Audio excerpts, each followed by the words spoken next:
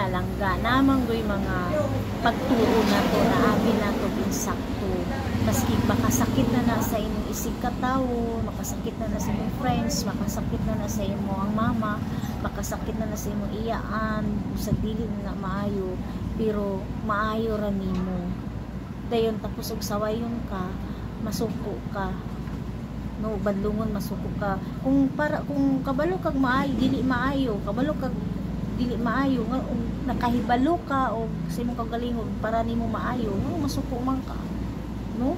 So meaning nganong masuko kag sawayon ka sa imong batasan, meaning dili gid maayo imong batasan sa imong isig katawo na ilahang nakita. So kung inana lang ka, no, prove kung para nimo insakto, prove dili ka nga masuko og sawayon kay insakto man ka kung may nasuko sa insakto.